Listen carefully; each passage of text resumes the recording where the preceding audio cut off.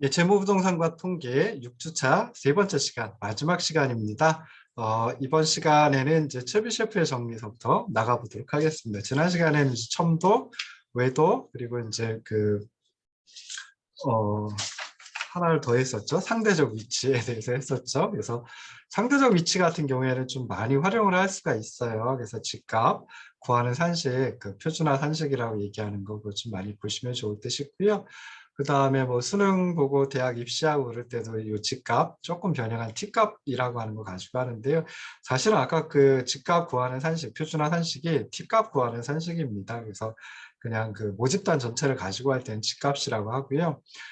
그리고 이제 표본 가지고 할 때는 이제 T값이라고 이제 얘기를 하는데, 우리 표본 가지고 했으니까 사실은 그게 T값 구하는 산식이다라고 생각을 하셔도 무방할 듯 싶습니다. 자, 이번 시간에는 최비 셰프의 정리서부터 이제 출발을 해보도록 하겠습니다. 그래서 마찬가지로 세 번째 강의안 올려놓고 진행을 하도록 할게요. 그래서 강의안 41쪽에 최비 셰프의 정리에 대해서 나와 있습니다. 그래서 채비 셰프의 정리를 보시면요. 채비 셰프라고 하는 학자가 이제 찾아냈다라고 해가지고 채비 셰프의 정리라고 얘기를 하겠죠. 그래서 채비 셰프의 정리는 평균과 특정한 표준 편차 거리 사이에 존재하는 관측치의 비율에 관한 정리를 의미합니다. 그래서 평균에서 플러스 마이너스 표준 편차의 몇 배, 표준 편차의 K배, 그 사이에 존재하는 관측치의 비율이 적어도 1-K제곱분의 1보다는 크다라고 하는 정리를 채비셰프의 정리라고 얘기를 해요. 그래서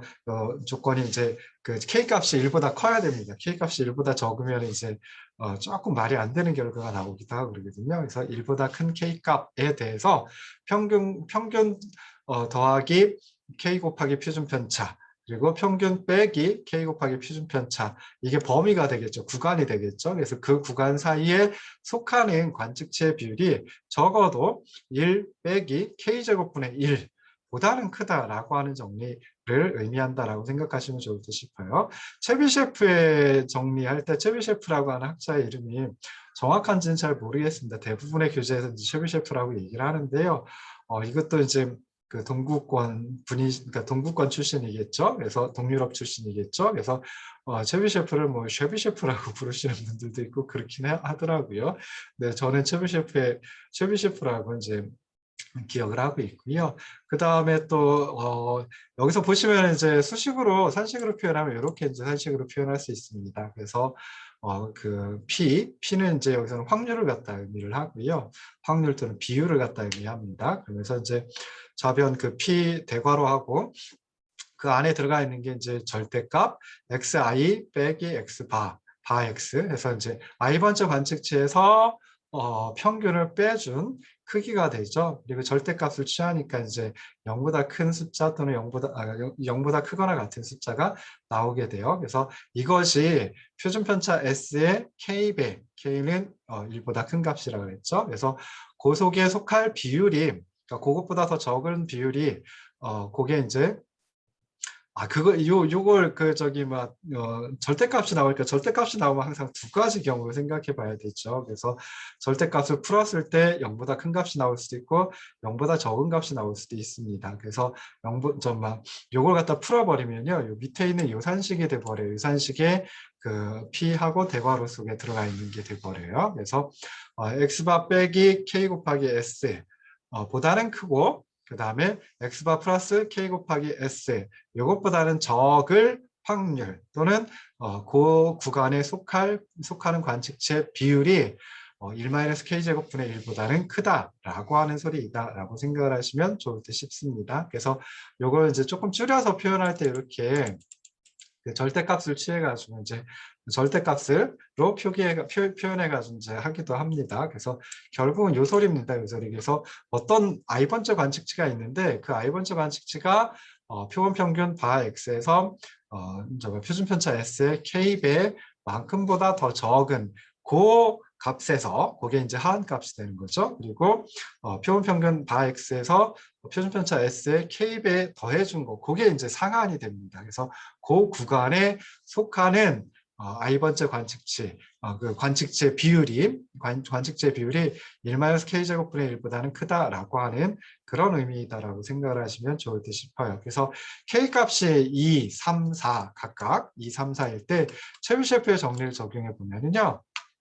자, 일단 K값이 2라고 하면 평균과 플러스 마이너스 2 곱하기 표준편차 이 사이의 관측치의 비율이 적어도 0.75보다는 크다라고 하는 소리입니다. 그러니까 아무리 작아봤자 75% 정도는 그 평균과 플러스 마이너스 2 곱하기 표준편차 사이에 포함이 된다라고 이제 생각을 하시면 좋을 듯 싶어요. 그래서 산식으로 생각해 보면은 여기서는 이제 좌변에 있는 확률 P 또는 비율 P 그 속에 이제 구간이 들어가죠. 근데 보시면은 표본평균 바 X에서 표준편차의 2배를 빼준 크기, 그게 하한이고요. 다음에 상한은 표본평균 X 바에서 표준편차 S의 2배 더해준 거, 그 구간에 속하는 관측치의 비율이 1-k제곱분의 1인데 k가 2니까요. 1-4분의 1이 되고요. 1-4분의 1이면 4분의 3이 되죠. 0.75, 75%가 됩니다. 그래서 이렇게 평균과 플러스 마이너스 2 곱하기 표준편차 그 사이에 있는 관측치의 비율이 적어도 75%이다. 그러니까 75%보다는 더 크다라고 이제 생각을 해볼 수 있습니다. 자, 그 다음에 K 대신에 3을 갖다 넣어서 생각을 해보면은 요 밑에 있는 산식 보시면 되겠죠. 그래서 표본평균 X, 바 X에서 표준편차 S의 3배보다 적은 거 빼준 거, 그게 이제 하한이고요. 그 다음에 표본평균 바 X에서 표준편차 S의 3배 더해준 거, 그게 상한이 되고, 그 사이에 속하는 관측치의 비율이 1-k제곱분의 1인데 여기서 k가 3이죠. 그러니까 1-3의 제곱분의 1입니다. 그러면 3의 제곱분의 1은 9분의 1이 되고요. 1에서 9분의 1 빼주면 9분의 8이 되죠. 9분의 8을 소수점 세 번째 자리 정도까지 계산을 해보면 0.889가 나옵니다. 그래서 88.9%라고 하는 이 값을 찾아낼 수 있어요. 그래서 이 소리는 평균과 플러스 마이너스 3 곱하기 표준편차 이 사이에 있는 관측치의 비율이 적어도 0.889, 88.9%이다. 그러니까 88.9%보다는 더 많다. 많이 그 구간에 속해 있다. 라고 생각을 하시면 좋을 듯 싶습니다. 자, 마지막으로 이제 K가 4일 때입니다. 그래서 K가 4일 때는 표본평균 X 바에서 표준편차 S의 4배 빼준 거 그게 이제 하한이고요. 그 다음에 표본평균 바 X에서 표준편차 S의 4배 더해준 거 그게 이제 상한이 되겠죠. 그래서 그 구간에 속하는 관측치의 비율이 1-k제곱분의 1인데 여기서는 K가 4니까 1-4의 제곱분의 1이고요. 4의 제곱분의 1은 16분의 1이 되고요. 1에서 16분의 1을 빼주면 16분의 15가 됩니다. 그리고 그걸 소수점 세 번째 자리까지 구해보면 0.938이 나와요. 그래서 다시 말해서 평균과 플러스 마이너스 4 곱하기 표준편차 그 사이에 있는 관측치의 비율은 적어도 93.8%이다. 그러니까 그 평균과 플러스 마이너스 4 곱하기 표준편차 사이에 있는 비율은 93.8%보다는 더 크다라고 하는 겁니다. 그래서 예를 들어가지고 경영통계학, 우리 재무부동산과 통계 그 작년까지는 경영통계학이라고 과목 명칭이 있었어요. 그래서 경영통계학을 수강하는 학생이 100명이 있고요. 100명의 중간시험 점수가 평균 70점, 표준편차가 5점이다라고 하면 그러면은 평균 70점에서 표준편차 5점의 2배 해주면 10점이 되겠죠. 그래서 평균 70점에서 10점 빼준 거 60점. 평균 70점에서 표준편차의 2배, 10점 더해준 거 80점이 됩니다. 그래서 그 사이에 있는 학생의 수를 살펴보면은 어떻게 되느냐? 아까 우리 계산했죠. 그래서 적어도 75%의 학생이 60점과 80점 사이에 있다.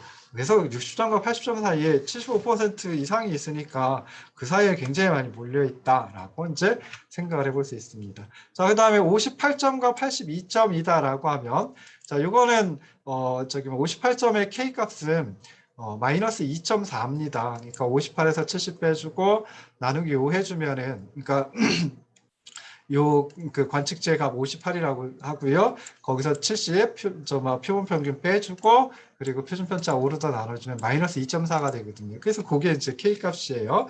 2.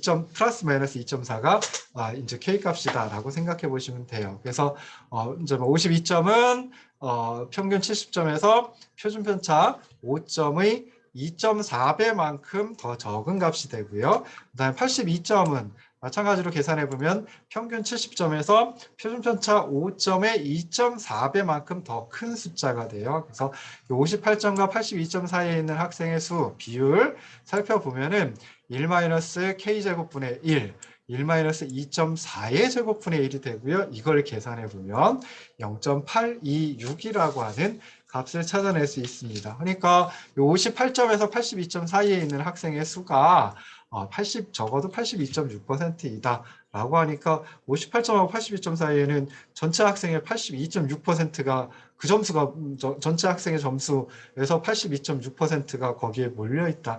뭐 이렇게 이제 생각을 해볼 수 있습니다. 그래서 체비셰프의 정리는 생각을 해보면 평균이나 표준 편차의 값 그리고 분포의 형태에 관계없이 항상 성립한다. 라고 생각해 볼 수 있어요. 제가 이걸 대학원 다니면서 대학원에서 이제 통계학이라고 하는 걸 저는 배웠었거든요. 그래서 거기서 체비셰프의 정리를 갖다 증명을 했었습니다. 솔직히 지금 기억이 안 나요. 찾아보면 다 나오겠지만은.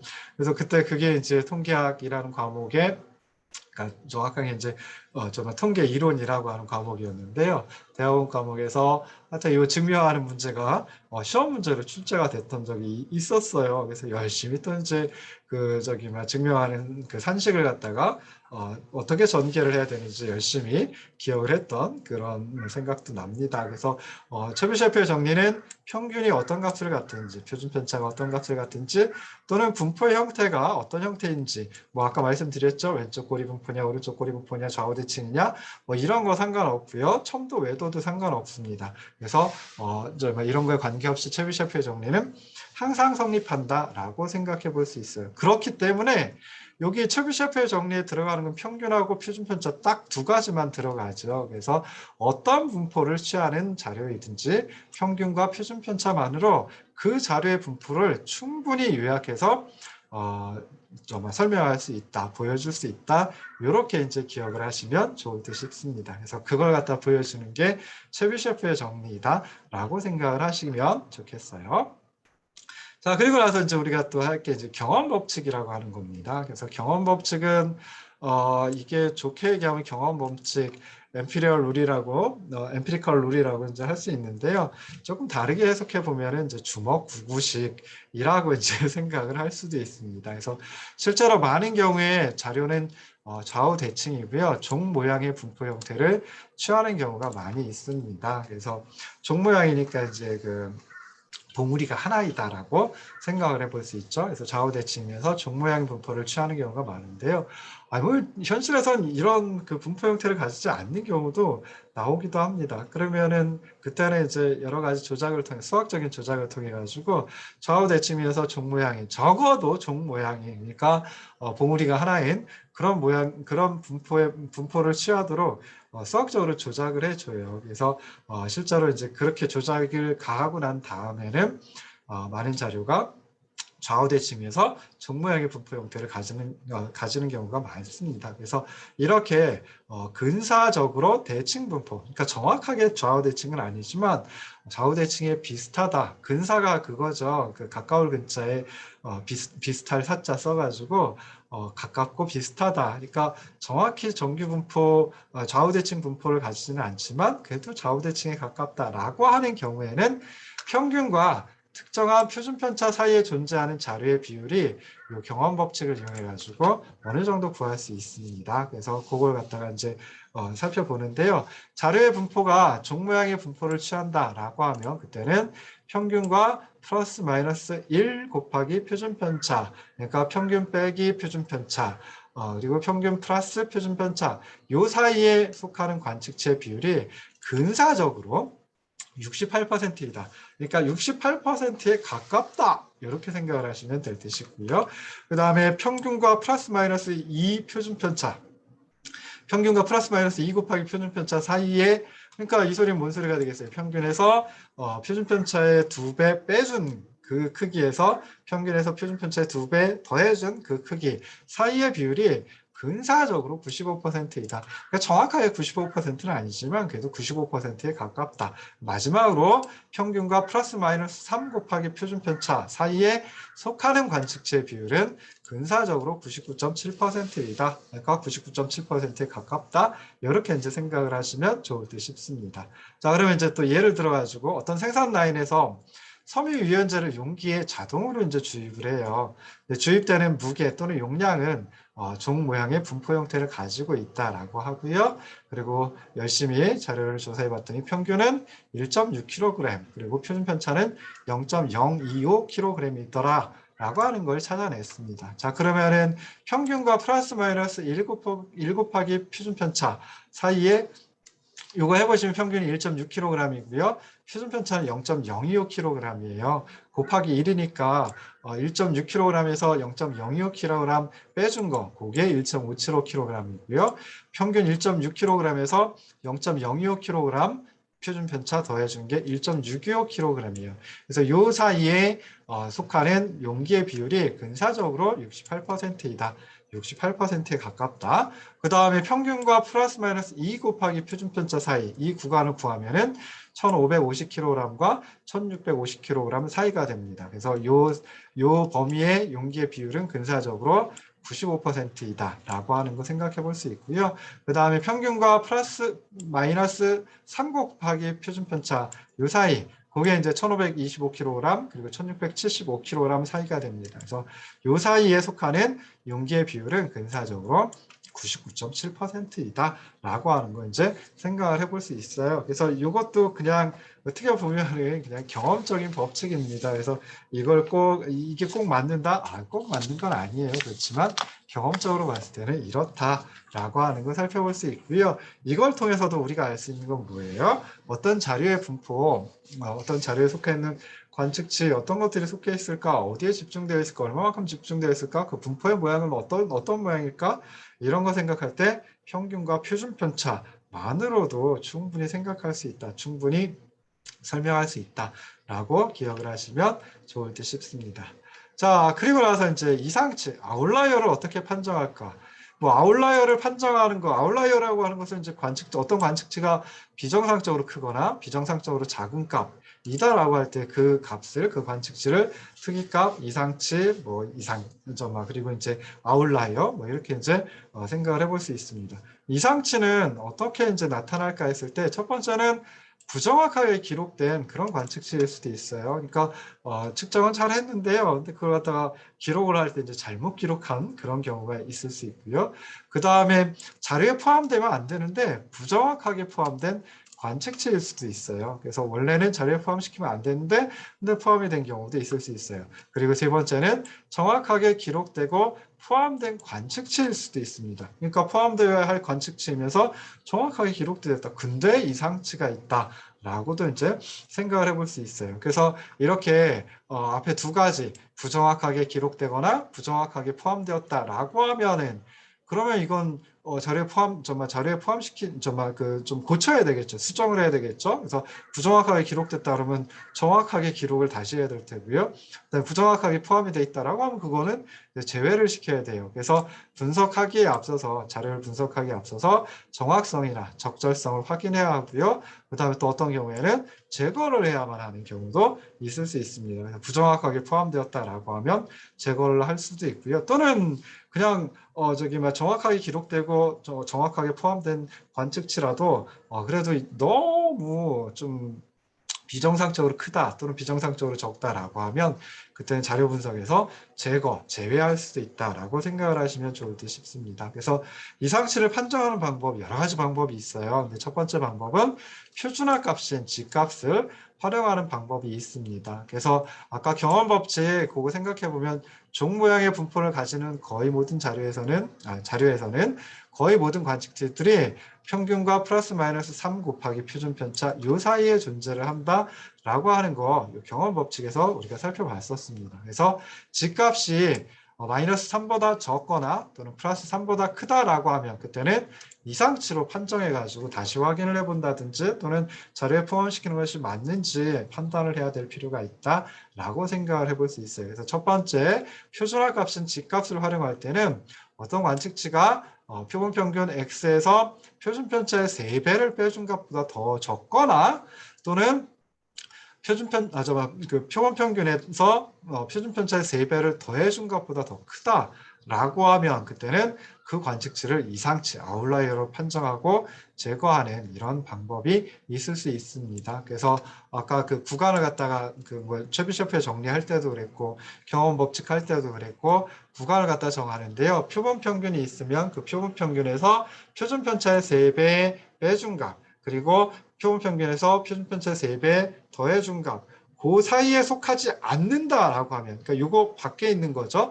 그러면 이제 그런 관측치는 아웃라이어다라고 하고 이제 분석에서 제외시키는 그런 방법이 하나 있을 수 있습니다. 자, 두 번째 방법은 4분위수 범위 또는 4분 편차를 활용하는 방법이 있습니다. 그래서 1/4분위수 우리 Q1이라고 얘기를 했었죠. 그래서 1/4분위수에다가 4분위수 범위 IQR이라고 아까 했었죠. 그래서 그것의 1.5배를 빼준 값보다 더 적거나 또는 3/4분위수 Q3죠. 3/4분위수의 4분위수 범위 IQR의 1.5배를 더해준 값보다 더 크다라고 하면 그때는 이상치로 판정하는 그런 방법, 두 번째 방법이 있습니다. 그래서 이거 보시면요. 이렇게 보시면은 이 앞에 있는 거는 저기 막 1/4분위수에서 4분위수 범위의 1.5배 빼준 것보다 그러니까 저기 막 그 4분위수 범위가 이렇게 있잖아요. 그럼 4분위수 범위에서 요 정말 그 1/4분위수가 있고 3/4분위수가 있어요. 그리고 그 둘의 차이가 4분위수 범위라고 할 수 있는데요. 자, 여기서 1/4분위수에서 4분위수 범위 요만큼이에요. 거기에다 1.5배 더 1.5배 한 것보다 더 적으면, 그러니까 이게 1/4분위수면 그리고 요만큼이 4분위수 범위라고 하면은 1.5배 하면 한 요 정도가 되겠죠. 그래서 요것보다 1/4분위수에서 4분위수 범위의 1.5배 곱해준 걸 빼준 것보다 더 적다라고 하면 아니면 이상치야. 그 다음에 이렇게 있을 때 3/4분위수에서 4분위수 범위 요만큼의 1.5배 그걸 더해준 것보다 더 크다라고 하면 그때도 마찬가지로 이상치라고 판정해가지고 자료 분석에서 제외하는 방법, 이런 방법이 있을 수 있다라고 생각을 하시면 좋을 듯 싶습니다. 그래서 이런 두 가지 방법, 표준화값, G값을 활용하는 방법도 있고요. 그 다음에 4분위수 범위와 1/4분위수, 3/4분위수 그리고 4분위수 범위를 이용해 가지고 이상치 아웃라이어를 판정하는 그런 방법이 있을 수 있습니다. 그리고 또 이제 무지막지한 방법이 하나 더 있는데요. 어떤 거냐면은 상위 5% 그리고 하위 5% 그래서 상하위 5%의 값을 갖다가 이상치로 판정하는 그런 방법도 있습니다. 그러면 이제 중간에 있는 90%만 상위 5% 빼버리고요. 하위 5% 빼버리고 그 중간에 있는 90%의 관측치로만 자료 분석을 하겠다. 나머지 상위 5%, 하위 5%는 이상치로 판정을 내리는 그런 방법도 있을 수 있습니다. 근데 이거는 좀 주먹구구식 방법이다라고 생각해 볼 수 있죠. 뭐 앞에 G값 이용하거나 또는 4분위수 범위 이용하는 방법도 어떻게 보면은 뭐 그게 과학적이냐라고 했을 때 좀 과학적이라고 보기 어려울 수도 있습니다. 근데 마지막 제가 저기 뭐 강의 안에는 없지만 따로 설명드렸던 거 상하위 5% 또는 상하위 뭐 10%를 이상치로 판정하는 경우도 있고요. 상하위 2.5%만 이상치로 판정하는 뭐 그런 경우도 있고 그래요. 근데 그런 상하위 뭐 K%를 이상치로 판정해가지고 제외하는 이런 방법은 조금은 주먹구구식이다. 이거는 완전히 비과학적이다라고 생각해 볼 수 있겠죠. 실제로 이제 저는 두 번째 방법을 주로 많이 씁니다. 그래서 1/4분위수에서 4분위수 범위 IQR의 1.5배 빼준 값보다 더 적거나 또는 3/4분위수 Q3에서 4분위수 범위의 IQR의 1.5배 더해준 것보다 더 크거나 라고 하면 그러면 이제 저는 이건 이상치다라고 이제 판정을 해요. 그리고 다시 돌아가 가지고 그 관측치 제대로 기록을 한 건지 뭐 그 진짜 막 통계 프로그램 이렇게 조작하다 보면 실수하는 경우 많이 나오거든요. 그래서 뭐 입력할 때도 실수하는 경우 굉장히 많이 나오고요. 그래서 그런 거 이제 한번 찾아보기도 하고요. 어떨 때는 그냥 그 정말 그 구간에 포함되어 있지 않다라고 하면 1, 4분위수보다 4분위수 범위의 1.5배 빼준 거, 3, 4분위수보다 4분위수 범위의 1.5배 더해준 거, 그 구간 밖에 있는 것들은 그냥 제거해버리고 하는 경우도 많이 있습니다. 저는 이제 주로 그렇게 해요. 근데 좀 무지막지한 방법 쓰는 사람을 본 적이 있어요. 그렇게 해가지고 보고서를 작성하는 경우를 보긴 했는데요. 그때 제가 이제 그 정말 심사를 하면서 한번 물어봤어요. 왜 이 방법을 썼냐? 다른 방법도 있는데, 그랬더니 그분은 이제 그 보고서 쓰셨던 분은 다른 방법을 몰랐던 거예요. 그래서 여기 첫 번째 방법 집값 이용하는 거, 그다음에 두 번째 방법 4분의 2 범위 IQR 이용하는 거, 이걸 몰랐어 가지고 이제 좀 약간은 좀 무지막지한 방법 또는 주먹구구 방법, 다르게 표현하면 좀 무식한 방법이죠. 비과학적인 방법을 썼던 것도 이제 기억을 합니다. 그래서 여러분들이 이제 배우셨으니까 나중에 이상치 아웃라이어 판정하는 거 뭐 세 가지 방법인데 그중에 두 가지 방법만 강의 안에 기록해 놨습니다. 마지막 건 좀 소개해 드리기가 좀 그래 가지고요.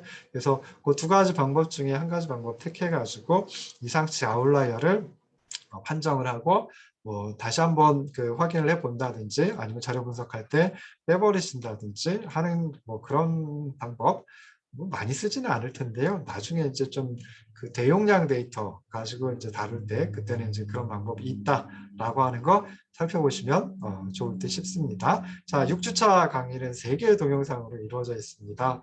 굉장히 오랜 시간 들어주시느라고 고생하셨고요. 고맙습니다. 다음 7주차에서 찾아뵙도록 하겠습니다.